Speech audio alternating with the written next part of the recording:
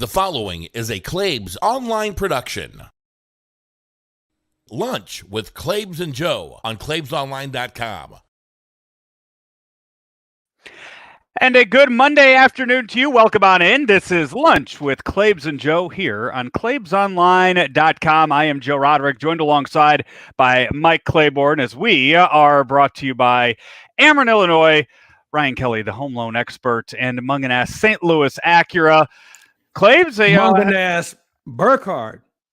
Alton Toyota. Yeah, that's right. Absolutely. Claibs, a happy early Thanksgiving to you. How are you doing? I didn't get the memo. I just wore my Munganass polo. That's good enough. I didn't know it was shirt and tie day here on the show. Well, you know what? I had another event I have to be part of, so I figured we could do this before, and I would have time to get to where I need to be. So that's the only reason. I'm not, and I'm a huge stickler on dress. Okay, I've always tried to look the part, and I've got a closet full of things that I have not been near since the pandemic broke out, and I'm waiting, and all I'm trying to do is make sure I can still fit in everything. How much weight have you put on since COVID broke out? Nothing. I've lost. Me too. I've stayed around 205 pretty much the entire time. But I was just talking to somebody about it the other day. I think I went from March to October without putting on a pair of real pants. That it was either basketball shorts or sweatpants all the way from March till October. And then I had a friend's wedding that I had to put on. I had to put on a pair of dress pants for. And it was nice being able to do that and not having to worry about, okay, are these going to button up all the way? That's true. You're right. You are absolutely right. I'm probably 2 to 3 pounds under. But it fluctuates, but everything still fits. And that's the key, because one of these days I'll be able to wear this stuff. So, but today is one of those days. I think the only time I've worn a tie, a wedding and about 3 funerals. Yeah, that's one thing. I'll dress up. Maybe I should start doing that. I'll start dressing the part starting next week, starting next Monday. I'll dress up for the show, and I'll keep that going until we have something to do. Because honestly, I mean, putting on this polo is about as dressed up as I get these days. Well, it's clean, and that's important too. I got 4 of them. So Jamie has sent me 4 different Munganass polos, so I'm able to rotate through all of them, so I don't really have to keep up with keeping them clean. But it's a pair of basketball shorts down below. I mean, just like you would see any kind of news anchor.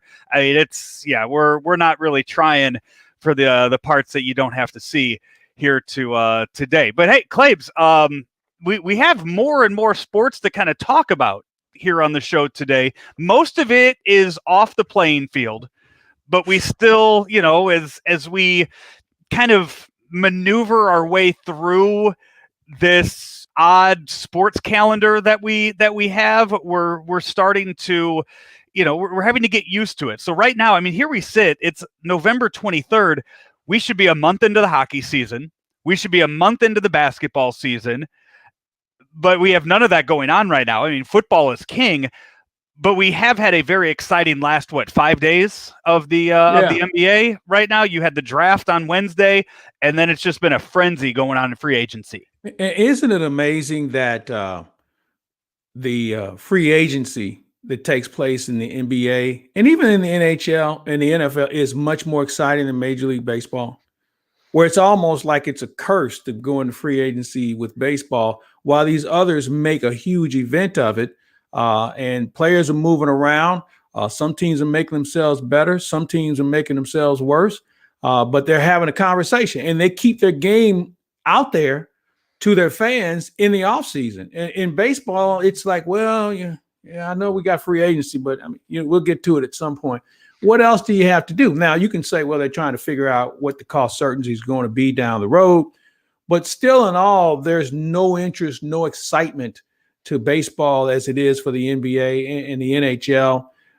And granted, you have to have some good players. And this isn't even a really deep free agent market, but still in all, they make a big deal of it. So it's fun to talk about for sure. And I'm looking forward to seeing these guys on the floor. When do they start? In December. So it's December 22nd. Yeah. So about 30 days from today, 29 days from today is when the NBA season is supposed to tip off. We don't have a schedule yet.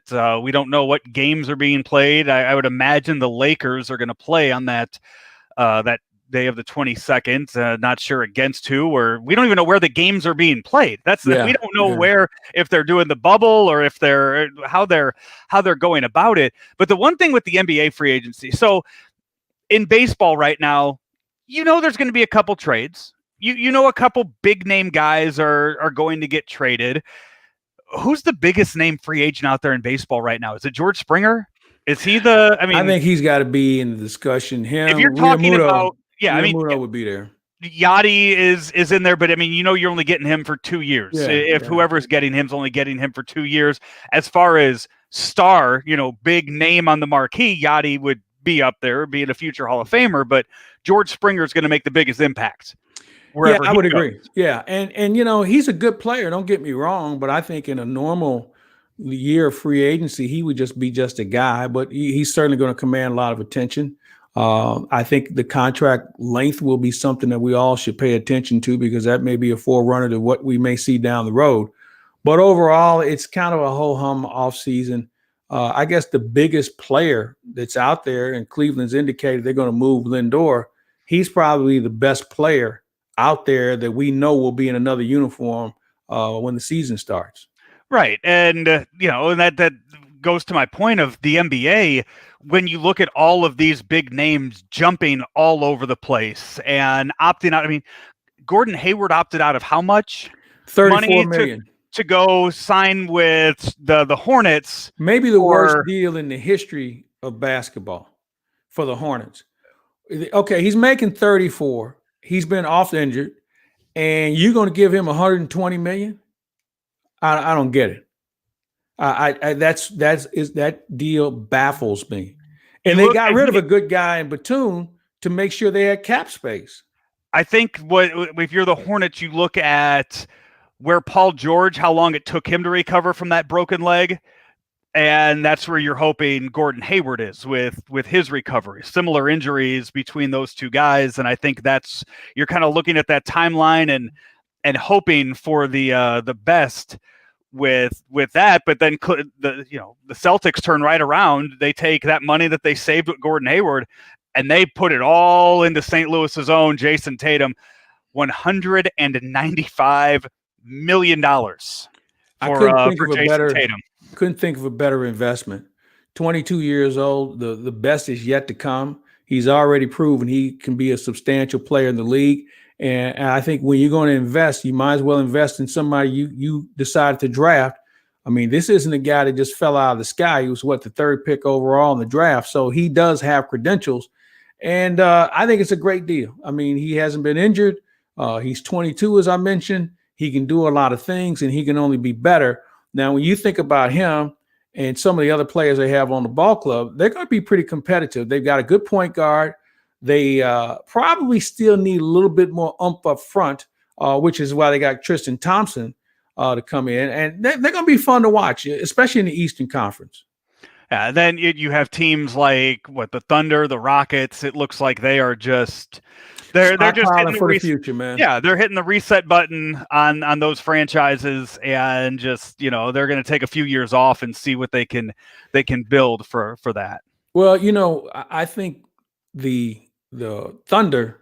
I think Sam Presti is one of the best general managers in sports. Now you would say, what does he want? Look how competitive and look how many good players they've drafted over the years. And you can go back to when they drafted Durant out of Seattle. Then you look at Paul George. You look at James Harden. You look at Ricky Jackson. You look at Russell Westbrook. There's a number of players, and Steven Adams is another player that I would consider a good player that they've been able to develop. They can't get over the hump for some reason. It's been a chemistry issue, in my opinion. But Sam Presti does a nice job. And you know what? They may not be around for a year, but I guarantee you in 2022, they're going to be competitive. And that's where you kind of look at some of these other teams. Who were we talking about last week as far as a team that could make that jump? Or the Suns. You look at a team like the Suns that could make that jump now into that 8 spot. They had a great end of the year. They had a great time, a great record, undefeated in the bubble, but didn't make that 8 seed. And now they can slowly improve and get into that. Well, I mean, now you look, they came out with the whole schedule next year for the NBA. They're doing the play-in. They're doing I love it. Yeah, they're doing the 7 seed through 10 seed. They're having a play-in for that 7 and 8 seed. So more teams are going to make the playoffs, but now you have extra games, and it also gives those other teams extra rest. And maybe what that'll do is stop some of these teams from benching their good players throughout the regular season. You know, those rest days, knowing that they'll get 4 or 5 days off at the end of the year to rest up for the postseason. Yeah, I think that's a distinct possibility. I also look at, when you talk about Oklahoma City and Houston, Arizona, Phoenix is going to take one of their places in postseason. Okay. I don't see Houston being that competitive, and I don't see Oklahoma City being that good early. That doesn't mean they can't recover, but I think they've got a lot of work to do. So you're going to see some shuffling, but the Western Conference, I don't know what's tougher, the Western Conference of the NBA or the Western Conference of the National Hockey League. I mean, there's talent up and down, and good teams don't make postseason, and they compete.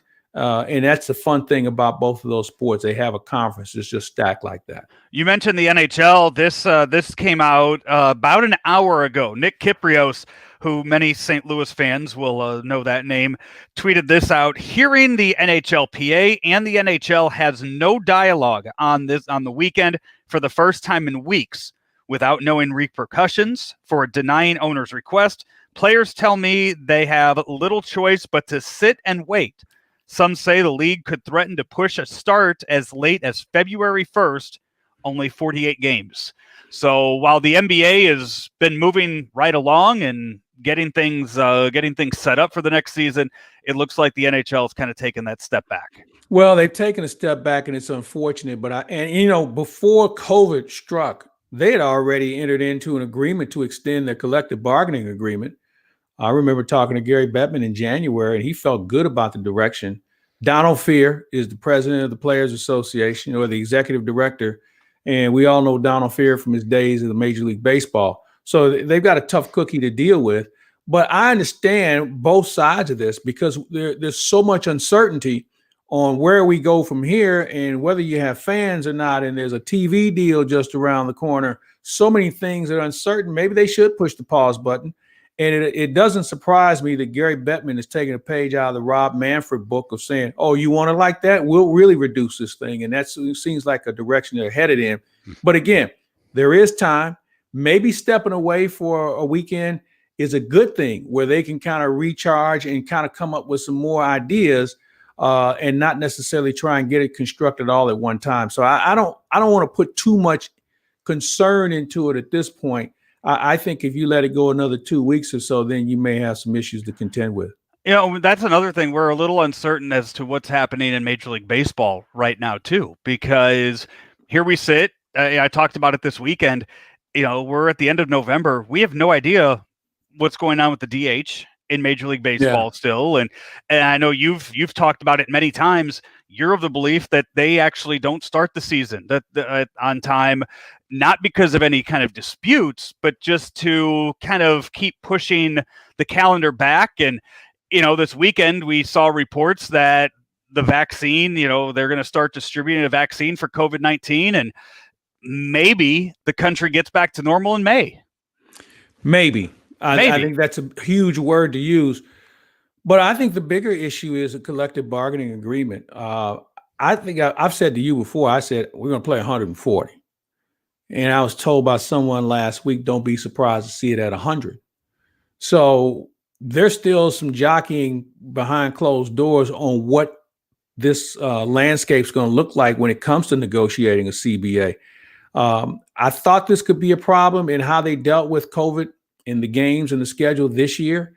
There's a lot of bad blood between these two sides, okay? They don't like each other. There's some real issues at hand here, and somebody's got to be the big guy in the room and say, hey, fellas, we can't afford to let this thing go down the tubes because somebody wants to have a bigger set than the other.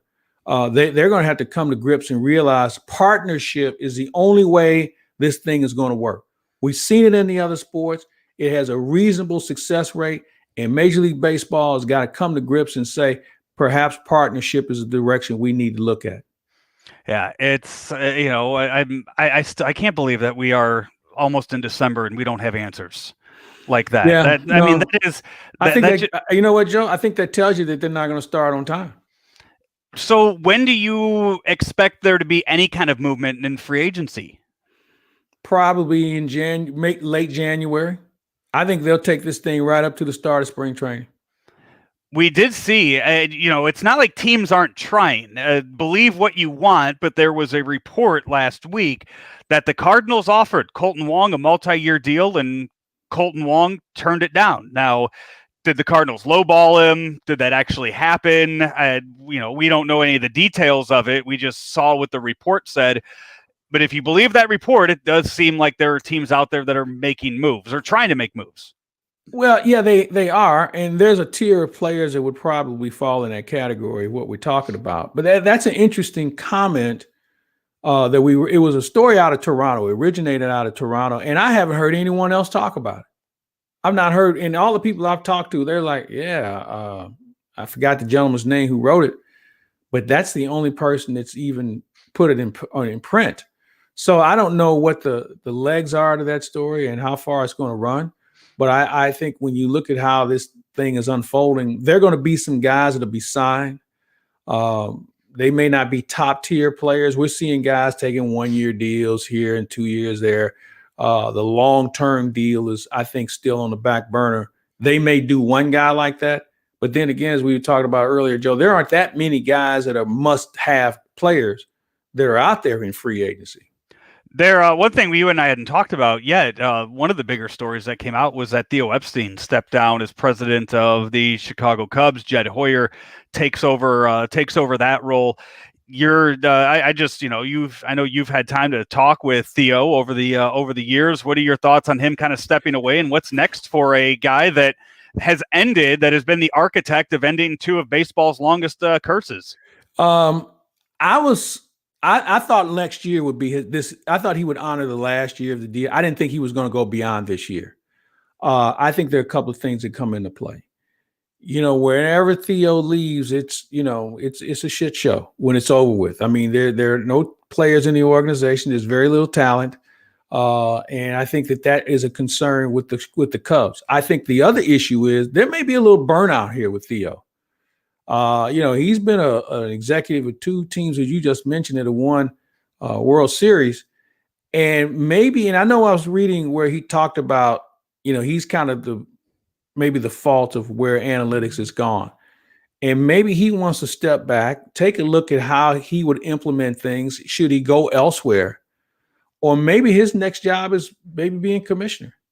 Yeah, I can't remember what the exact number was, but the odds of him being the commissioner by 2021 or 2022 were pretty high, especially when you consider that Rob Manfred is under contract until 2024, I believe. Yeah. And, the thing is, the Manfred regime it's been proactive in some regard, but he readily admitted he mishandled the COVID issue and how things work scheduling wise. So he has some people on his side. I don't think there's any doubt about that. But looking down the road, maybe that's a position, because what else can he do on an administrative level in the game of baseball and running a team? I mean, he's already done everything. Yeah. He's not even 50 years old. So maybe the next step is reconfiguring the game where it is more conducive to younger people. Maybe it is more entertaining. Maybe there is more pace. Maybe we get out of the Neanderthal approaches of how we evaluate players. And maybe he can step back. And if you remember, John Mozeliak kind of did that a couple of years ago when he made Mike Gersh general manager, where he could step back from the normal day-to-day general manager duties to try and formulate what the organization was going to look like down the road. And, for the most part, he kind of centralized things a little bit more. And I think he would probably feel good about making that decision. So maybe Theo's looking at the same thing. Maybe he's just looking to make sure that the next position he has real firm impact on the game of baseball, not just a team if he chooses to be involved in one. You're watching Lunch with Claibs and Joe here on our Facebook and Twitter pages, also on YouTube. If you've missed any of the first 20 minutes of the show, it'll be available for you in podcast form or at the YouTube channel later on today. We will actually get into games that were played this weekend on the football field. But first, a word from our sponsors. Mike Claiborne here with the home loan expert Ryan Kelly. Ryan, the rates are now in the twos. What does that really mean? True monthly savings. If your current mortgage rate is not in the twos, we need to talk. We're saving our clients hundreds, even thousands of dollars a month. TheHomeLoanExpert.com. Hey, Joe. I want to talk about the other story that's kind of unfolding. And I've just been texting with someone in the DR that Carlos Martinez is being charged with violations of COVID-19 policies in the DR, driving a motorcycle through his hometown with a singer who also appears to have been charged as well. So, and I just finished texting with somebody, said, yeah, there's something going on with him again, as he put it. And he lives in the same part. He's known Carlos since he was a pup. And we'll have to wait and see where this goes next. I saw Derek Gould tweeted about it about a minute before we went on the air here, so I didn't have a chance to read over the story. And I mean, with some of the issues that we've seen over the years, I would say that maybe the Cardinals would like to move on from the Carlos Martinez era. Who would take him at this point? Well, that's a good question. I mean, his contract is a safe one. You know, nobody's going to be staggered by it. There have been people who have said the Cardinals tried to move him last year. The question is, do you have enough depth in the event of, you know, when you start your season, can you do without him? I guess the answer would be yes, because you have some young pitchers that are right there knocking on the door. So it would be a situation where maybe you can move him, freeze up some more money, and you can do some other things. They may have to end up giving him away. Yeah, that's that's been a thought that's crossed my mind, is that you just kind of move on. You take a couple A-ball players just to say you got players in return, and you end up just never hearing about those guys part of that deal again. And you think, what if? What could have been with Carlos Martinez and the talent that he had? Who knows? Talent that he has. Yeah. This guy's got, hey, listen, this guy's stuff is as electric as anybody in this organization. When he's right, he's a guy, to me, has the ability to throw a no-hitter any night he walks out there. That's how electric his stuff is. Now, the focus has been a challenge. The conditioning has been a challenge. A very likable guy. I mean, if you've ever spent time around him, he's one of the most caring, nicest people you'll ever meet. But as it was once said to me, he can't get out of his own way. And when something happens, he may not be in the middle of it, but he's near it.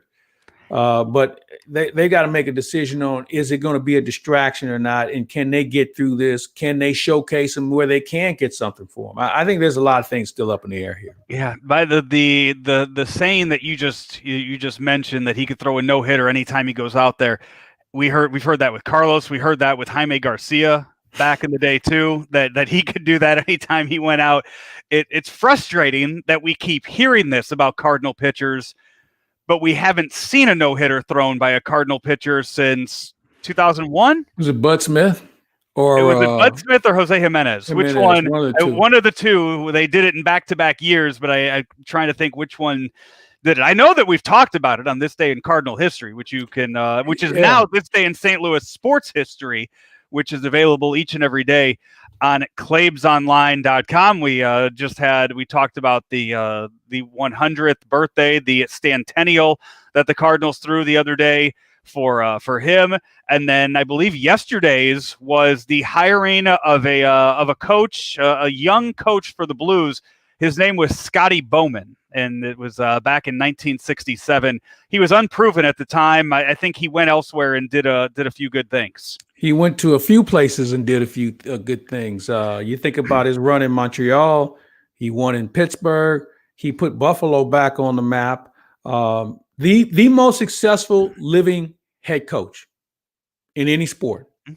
Think about it. I think he's up 400 wins on Joel Quenneville, who's number 2. I think that's how much of a lead that he has. And he's got 9 championships. Yeah. So 9 for 13 in championships. He went 9 for 10 after leaving St. Louis. So, and I know everybody gives Bill Belichick his credit, and certainly rightfully so, but we're talking about Scotty Bowman. The only other guy I would put in that category would be Phil Jackson. By the way, you mentioned Bill Belichick. The Patriots lose again. We'll talk Week 11 in the NFL. And I think it is to be, people need to remember that this year, one extra team from each conference is making the postseason. So the only team that's getting a bye in the first round is that number 1 seed. And the Patriots lose again to the Texans. I still think maybe they squeak in there somehow. Maybe they end up being the 7th seed in the playoffs. But we're starting to get a little better of an idea of what that playoff picture is going to be in the NFL. And can you tell what's going to be in the NFC? In the NFC, I think. If you're going 7, I don't want to talk about the NFC East. That's I think see them in the Big 12 right about now, as bad as they've been. I'm going to say the Packers firmly there are going, even though they lost yesterday. I still think the Packers are firmly in a playoff spot. And then outside of that, the Saints, they win, so they're probably probably good. Seattle. Yes. What about the Rams? Seattle, Arizona, Rams are 3 teams in one division. It kind of makes up for the East. You got a good one tonight. Monday Night Football tonight is the Tampa Rams against the Buccaneers. I think whoever wins that game probably puts themselves in the playoffs. Probably, yeah. They don't stub their toe somewhere down the road. Give them a 5 seed, 6 seed, and then whoever loses that game is probably up there fighting for one of those for that 7th seed in the NFC. You know what's interesting about tonight's game? For the first time in the history of the National Football League, the officials will all be African American. Really? It's the first time ever. I have not seen that. A crew of tweeted color. out. I have not seen that posted anywhere. Yeah, that will who's the head referee for that? I would think Jerome Booger would be the referee because he's been around for a while. The first time, is it the first time in Monday Night Football history? Or the first time, period. The entire officiating crew.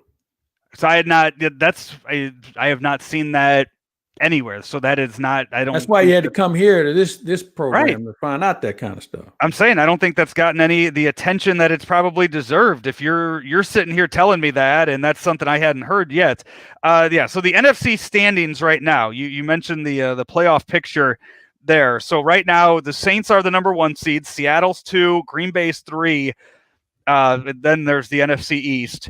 Tampa's 5, the Rams are 6, and Arizona right now is your 7th seed with the Bears a game behind Arizona. So that's good enough because I don't think the Bears are good enough to be right. So if you're looking at 6 quality teams plus the NFC East, it looks like those 6 teams of quality are right there for you, unless the Bears somehow win more games like they did at the beginning of the season, where you sit back afterwards and you go, damn, that was a really ugly game. Yeah. But they still somehow won. I don't see it happening. In the AFC, it's probably it's definitely a little more muddled out there. You have the Steelers, who are still 10-0, still unbeaten. They're playing in Thanksgiving. The Chiefs 9-1. Then you have Buffalo and Indy as your 3-4. And then 7-3 Titans, 7-3 Browns, 6-4 Raiders, 6-4 Ravens, and 6-4 Dolphins. So they go 1 through 9 is really solid in the AFC. Never before has the injury list and now the COVID list had such an impact on this final run, because there are going to be some good players that won't be available to their teams if we don't have a team that might not be available. And I'm wondering what steps the NFL is taking now, considering there's so many teams that are in play. But that's the way the NFL always is. That final month, I always remind people, never bet first and last games of the season. Because believe it or not, there's so many teams that are in it mathematically that that final week and those final 2 weeks, there's just anything can happen. And the league has got too small of a window to have a team get canceled or postponed or good players go down because of COVID, it's hard enough to stay healthy with an injury. But now with COVID in play, you got to take extra steps to make sure you can put a quality team on the field. And I'm sure these coaches have said that countless times. Funny you should mention betting the first and last game, because we've been doing our picks all season long here on the show. It's you, me, it's Andy Hanselman, Brian Hoffman, and Frank Cusimano, all five of us doing the picks. We go over them each week on Weekend Joe. And Claibs, you climbed back into first place, tying with Brian Hoffman, who had a terrible week this week, 1-4 on the week. Fatherhood will do that to you. Yeah, he's got his mind elsewhere right now, but you guys are tied atop 28-22, so it's not like anybody's running away with it, making great picks each and every week. I got news for you. I had a couple of games yesterday that were in the bag. Certainly the Baltimore game. I think I had Baltimore, right? You did, yeah. You were the only one that picked the Colts to beat the Packers. I was the only one that picked the Broncos to beat the Dolphins. Really? Yeah. So, my thought behind it too is what happened. I said that you're taking Tua, you're putting him in Denver. He's never had to play in an environment like that before. He probably wasn't going to be used to it, and you saw Tua end up getting pulled at the end of the game. Yeah. They went with Fitzmagic at the end. Yeah, but they made it clear that Tua was going to be their guy next week. Learning process. I get it. Yeah, you take him out to the mountains for the first time ever. You know, it wasn't fair to the kid, and I had a feeling that was going to happen, and I ended up being right. I can't say that about many other games this week for myself. I was the only one. I went with the Falcons over the Saints. I was the only one to do that. I thought Taysom Hill was going to struggle a lot more in that game than he did. But the other ones, I mean, the Titans-Ravens was one that we had. The Patriots, Texans, Packers, Colts, all those games that we picked, all were very close games. So we kept it close in that aspect. Hey, Claibs, I know we got to get running here soon.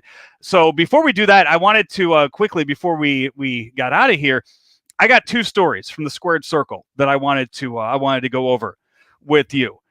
First one is, I'm just going to go, this is me personally doing this story.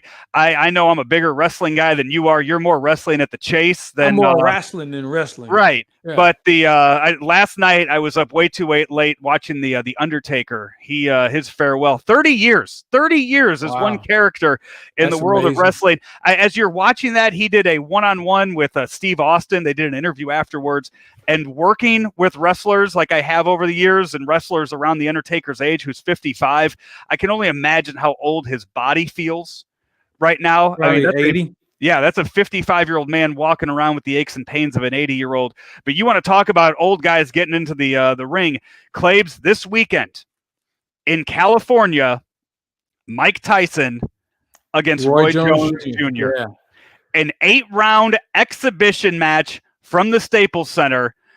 After they have gone, it's already been postponed 2 months into today. They are saying it's going to be deemed a sparring contest in hopes that neither fighter goes for a knockout.